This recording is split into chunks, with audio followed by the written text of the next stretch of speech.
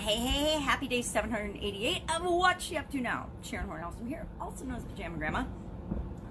Thinking about re or pro. Now, what does re or pro mean? Re means, am I being reactive or am I being proactive? Reactive, of course, means that everything that comes around and happens around me, I don't plan ahead or think ahead about, I just respond to it. So, somebody says something mean to me, I respond. So, to be proactive, I would think in my mind ahead of time, hey, if somebody says something mean to me, how would I respond? How am I going to respond? And so then when somebody says something mean to me, I already know how I'm going to react, how I'm going to respond. And nowadays, if somebody says something mean to me, I figure it's all about them. It's not about me at all. And I don't take it personally, so I don't bother to respond. Or I just smile and say, hey, have a nice day. Or, well, I guess you feel that way, or something that just shows them that, yeah, I hear what you're saying, but I don't necessarily have to agree with it. Every time somebody does something or says something to us, we don't have to respond, right? So that's a really easy example of being reactive versus proactive. Now, we are all in the same boat. That was the topic of Supersize Your Business today, or Save Your Business today. It's kind of more the tack that we're going on right now, because a lot of the business owners that I normally work with are visibly freaking out. And I'm like, you don't get to freak out because you want to stay in business. You want to stay in business, or we wouldn't be talking. So instead of freaking out, what could you do? Go ahead, freak out, get it out of your system, but then take a deep breath and say, what is possible? What else is possible? One of my favorite questions in the world is, what else is possible? Because no matter what is going on, there's always something else that we could be doing, that we could be thinking about, we could be focusing on, that we could be creating. So what else is possible is a great question. And not what else isn't possible. It's not what else can't I do. It's what else can I do? What else is possible? What can I do? What will I do? What am I willing to think about and explore? How much time am I willing to spend saying, okay, well, right, my business is shut down right now. What am I going to do with this big gap of time?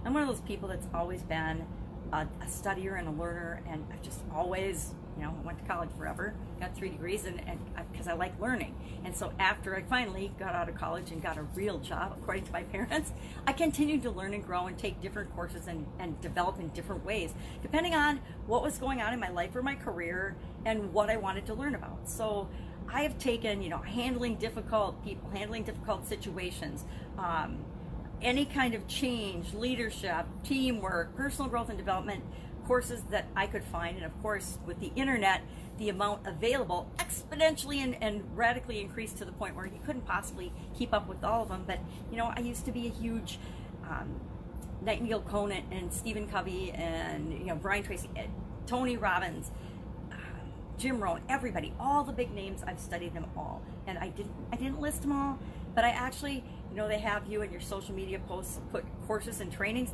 I don't even put them because there've been so many. I have actually tubs full of the booklets and the pamphlets and the things from all of the courses and things that I've taken. So what is the first thing that I did and decided I was going to continue to do when I found out, actually just yesterday, that we are going to have a month-long shutdown? I already did this over the weekend because I knew we were going to have at least a week or two shut down in my home state, which is Wisconsin. But yesterday our governor announced it's going to be a month.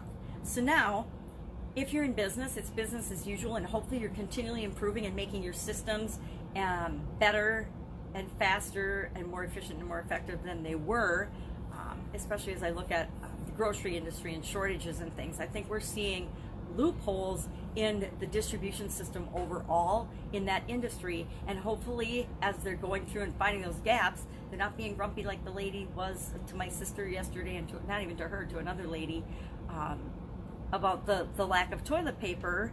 They're fixing the system, right? And fixing the front line. And here it's probably somebody that doesn't want to be at work, right?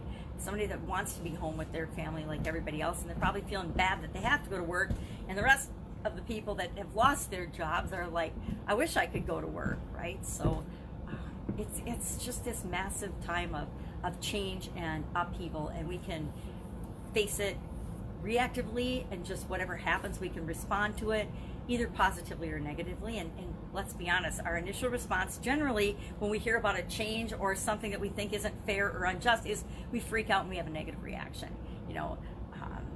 And it seems the younger we are, the more the more negative reaction we have. I don't know why, but I guess when I was younger, when something outside of me would change, I would be more upset about it than I am now. Now I'm just like, hey, I'm going to do what I can do and go with the flow and figure things out. And guess what? Even I am having to Google, how do you do your own nails? How do you do certain things that I've had other people do for me for a long time? I'm like, okay, I don't know how to do this. I got to figure it out. And I got to get creative and be creative in the solutions. I had a problem. My nails were, already a week or two past the time. They were a week past the time I should have gotten them done. I should have gotten them done the first week in March, but we were closing on our house. The second week in March, but I went out of town for my birthday, and so I put it off. And then I was going to do it, but of course, the day before my birthday, the president said, hey, we're in a pandemic. These are the things that are going in place. And then every day after that, things have fallen in place. And it wasn't, at that point, it's not appropriate to go get my nails done, no matter what. Even if they're open, even if I could. For me personally, it's not appropriate because I am in the category of, you got to take it easy. You got to be careful type people, both from an age and a compromised immunity system standpoint. Because I didn't take care of myself when I was younger. And, shame on me. Big lesson learned now, right? All of us that, maybe kind of didn't take particular care of us and put ourselves last with respect to our health are learning a lesson now that, hey, that really is important. So let's be proactive. I'm going to encourage everybody to please, I'm going to start begging, please be proactive. Please ask yourself every day, what can I do? Not what can't I do? What will I do? What could I do? My God, what could I do on my to-do list that I've wanted to do forever? And now I've got a month I can do it. What have I wanted to do around the house? What have I wanted to do with respect to organizing my life, organizing my paperwork? I'm going to clean out the pantry and the refrigerator and the freezer. I already told my daughter that I would clean out the pantry, the refrigerator, and the freezer so I can see where we're at, what we've got, what we don't have, and what we really need to go out for so we can minimize our trips out. And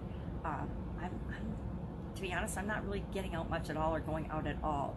I have to depend, primarily because I can't see, so I can't even see. So I need to not go places because I don't want to touch things that I shouldn't touch or endanger myself or anyone else in my family.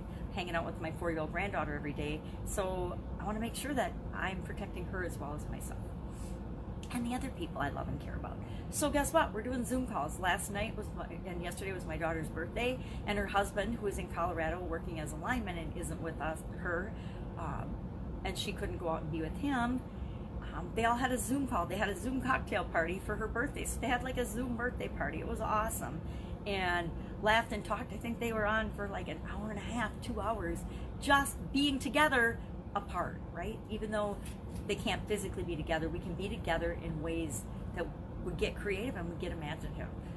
So find ways to be part of the solution. I'm gonna hammer that home. I'm doing it with myself, my kids, every day. What else is possible? How can I serve? How can I help? What can I do right now to make sure that when this is all over, be proactive and make sure when this is all over, there is a place for me in the world, right? Especially if you've lost your job. And, we like to think that our jobs will all come back, but guess what? They won't all come back. The industries that have been shut down, many of those businesses will throw up their hands in the air, be the victim, and say, I'm going out of business. It's not worth it to me. I don't want to rebuild. I don't want to try to get it back. And they'll spend this interim time not doing anything, but maybe, feeling sorry for themselves. And we all do that. We all feel like victims sometimes. And we all go through a little bit of a stage like that. It's kind of like this is a grieving process that we're going through in mass, right? We're grieving not being able to have the freedom and do everything that we always do and want to do. We're grieving not being able to hang out with the people that we like to hang out with or go to the places that are exciting and fun for us. And so we have to get through that before we can say, all right, yeah, this has been a challenge. This is a challenge. I'm not going to say it for 1 minute that this isn't shaking me up and a challenge for me. And I would say, if you ask my kids, they would say that I was reacting more than I thought I was reacting. I thought, this is what it is. We'll figure it out. We can do this. But they said, yeah, you're a little more remindy than you usually are when we go out of the house. And I guess, from a selfish standpoint, I am. Because it's, I hate to compare it to an STD, but that's what this is like right now, only worse, because you don't actually have to have intimate relations with people. You just got to be around them. And within 6 to 10 feet, geez, right? That's really scary in some aspects. So we have to keep that in mind, and we have to be cognizant not only of ourselves, but of other people and the impact we can have, not just on other people, you know, because this is going to roll through the whole population. It is going to affect all of us.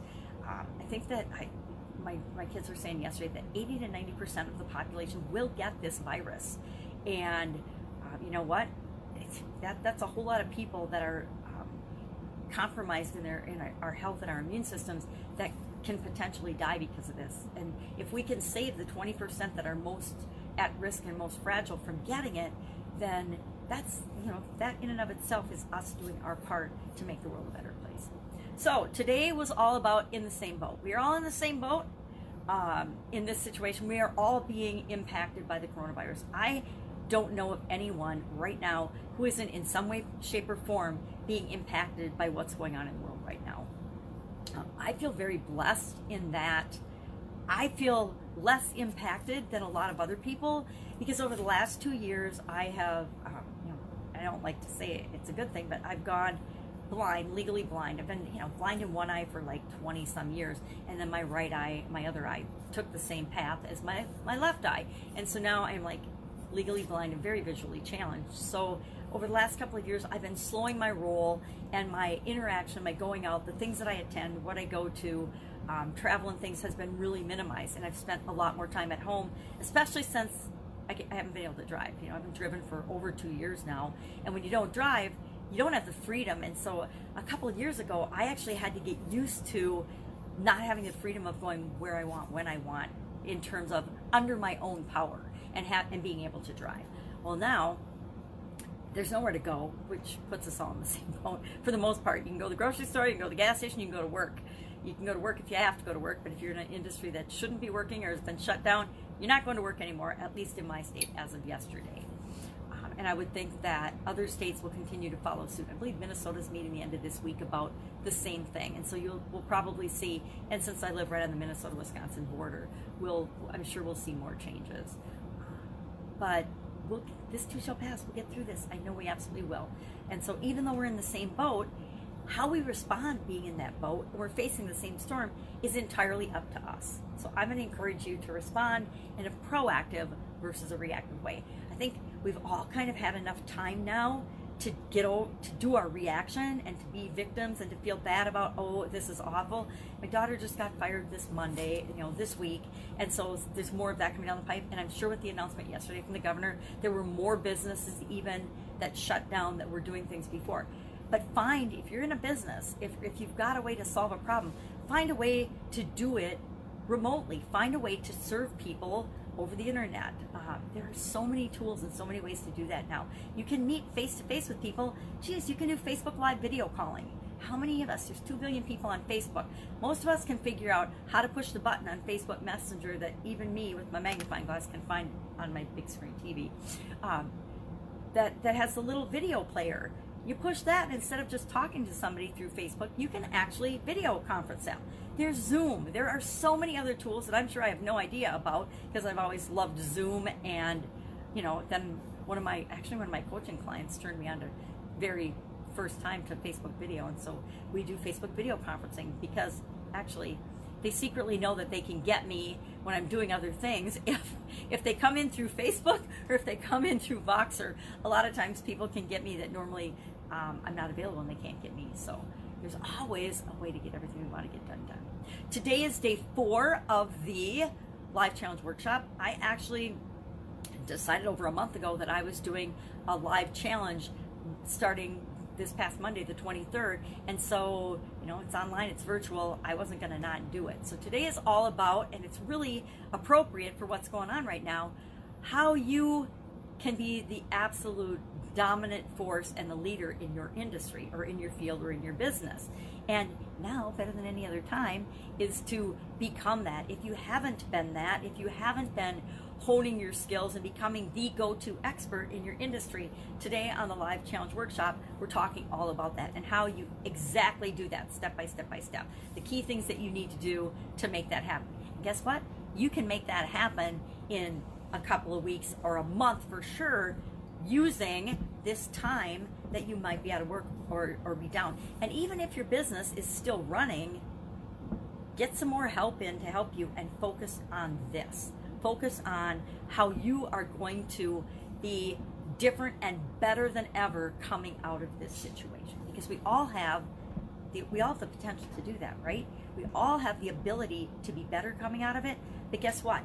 It's like the 80-20, but it's even worse than that. It's like the 90-10 or the 95-5.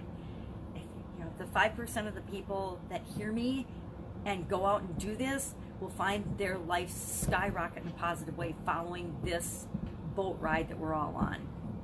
Those that don't, and probably we'll say the 80%, because 20% of the people will do some proactive things and do some personal development. They'll go online, they'll take a course, they'll read a couple of books, they'll do something to improve their skills.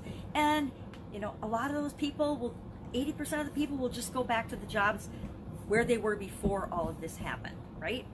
But at least 20% of the population is going to be displaced, and 20% of the population right now will seize this opportunity to do things that they've always wanted to do, to learn things, to sharpen their saw, to get the skills and the information and the knowledge that they've wanted to for a long time, to be more valuable to the world going forward. And I'm going to really encourage you to be that person, be one of those people that does that. Even I already bought a couple of courses and a couple of books, because I can't read the books, but I got the audio books. I can listen to them throughout this time period, right?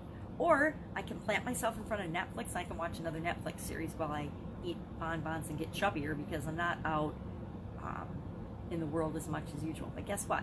I'm also making sure that I keep moving, and that I am out in the world. Not out in the world interacting with other people, but out walking around. I can't go on the playground equipment anymore, dang it, but I can walk to and through the park. I can walk downtown and go through, down toward the river and back. And guess what? It's easy to stay 10 or 20 or 50 feet away from people, but you can still say hi and greet them and say, hey, I hope you're doing well. Glad to see you out and about and walking, you know. And make sure, if you are out and you do get to go to a business, that you thank the people that are continuing to work, that are continuing to make our lives and our worlds work while we are at home, kind of feeling sorry for ourselves because we have to be at home. Guess what? Those people that are out working and interacting with the world, I bet a lot of them wish they were home, and vice versa.